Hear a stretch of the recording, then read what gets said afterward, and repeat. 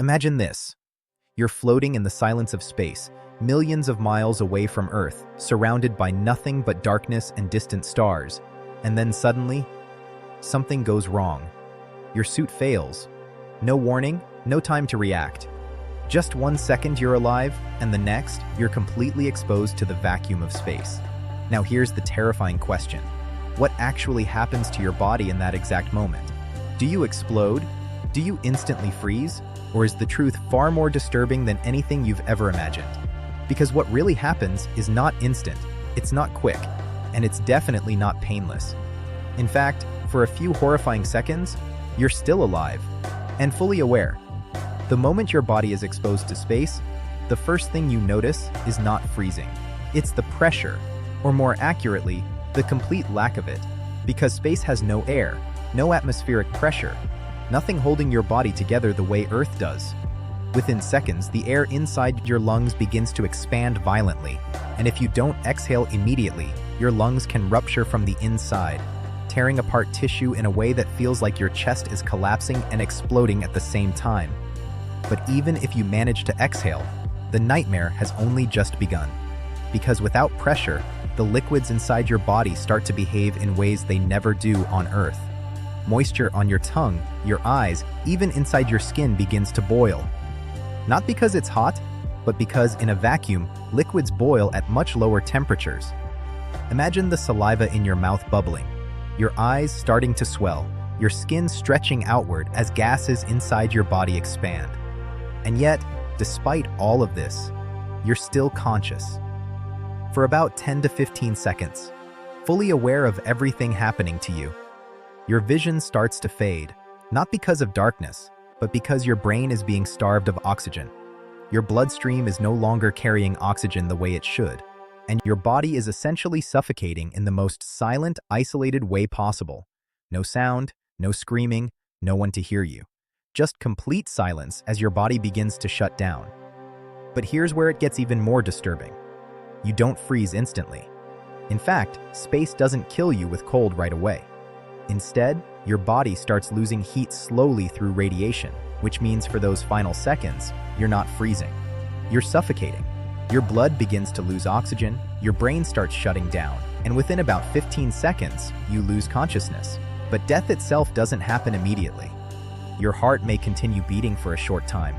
Your body's still trying to survive, even in an environment where survival is impossible.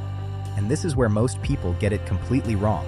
Because the idea that you would instantly explode or freeze solid is a myth, the reality is far more terrifying, because it's slower, it's silent, and for a brief moment, you are fully aware of it. Now imagine this happening not just in open space, but just outside a spacecraft. Maybe an astronaut drifting too far from safety, maybe a sudden decompression event, maybe a single mistake that changes everything. And suddenly, the thin line between life and death disappears completely. Because in space, there is no second chance, no air to breathe, no sound to call for help, no one who can reach you in time. And that raises an even darker question. What happens to your body after those final seconds? Because death in space doesn't end the story. In fact, what happens next might be even more unsettling than the moment of death itself. Your body doesn't decay the way it does on Earth. There are no bacteria in the same way, no oxygen to fuel decomposition, no insects, no environment to break things down naturally. Instead, your body becomes something else entirely, something frozen in time, drifting endlessly through the void, and depending on where you are, your body could remain there for years, decades, even centuries. But before we get there, we need to understand exactly what those final moments feel like. Because the difference between what people think happens and what actually happens is the difference between science fiction and reality, and the truth is far more disturbing than most people are prepared for. Once consciousness fades, the human body enters a completely different phase, one that most people never truly think about. Because in space, death is not the end of change. It's the beginning of something strangely unnatural.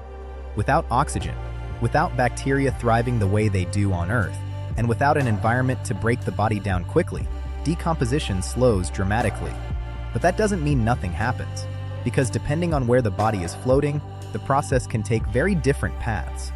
If the body is exposed to direct sunlight in space, temperatures can rise to extreme levels, slowly heating the outer layers while the inside remains cold, creating a bizarre contrast where parts of the body begin to dry out and mummify over time.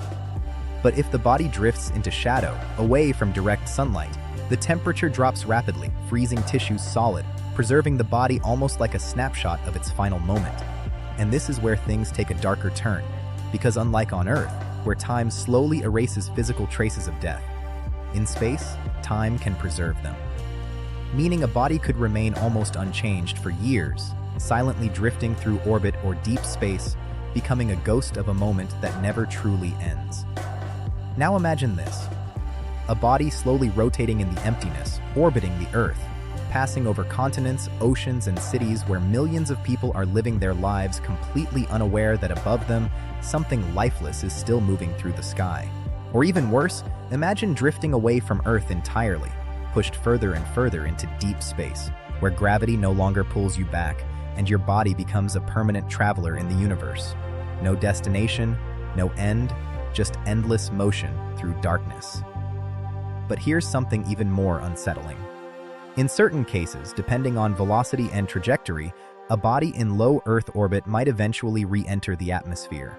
And when that happens, the intense heat from re-entry would likely burn and disintegrate most of the remains, turning what was once a human body into nothing more than particles scattered through the sky. But if the trajectory is different, if the body escapes Earth's gravitational pull, it may never return at all.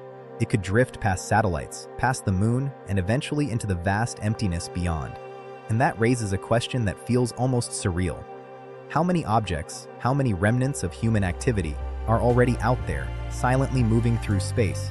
Because space doesn't forget, it doesn't clean up, it simply holds everything in motion.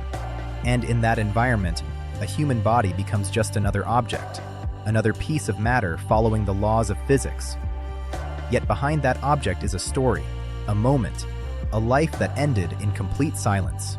And this is what makes the idea so haunting. Not just the physical effects, but the isolation. Because space is the most silent place imaginable. No sound, no atmosphere, no way to call for help.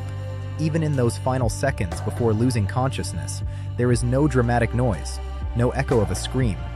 Just silence, absolute and complete. And that silence continues long after everything else has stopped.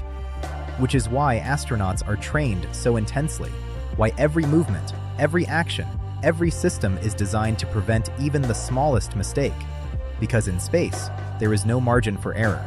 One failure, one moment of exposure, and everything changes instantly. Yet despite all of this, the human fascination with space continues to grow. We push further, explore deeper, and take greater risks, knowing that the environment we are entering is completely unforgiving. And maybe that's what makes stories like this so powerful, because they remind us of both the fragility and the resilience of human life. How quickly everything can change, and how even in the vast emptiness of space, the human experience, fear, survival, curiosity, still exists, even if only for a few final seconds. And in the end, the idea of dying in space without a suit is not just about science or biology. It's about understanding how small we really are in the universe, how dependent we are on the thin layer of atmosphere that surrounds our planet, and how stepping beyond it transforms everything we take for granted. Because out there, in the endless darkness, survival is not just difficult, it's almost impossible. And yet, we continue to explore, to push boundaries, and to ask questions, even when the answers are as chilling as this one.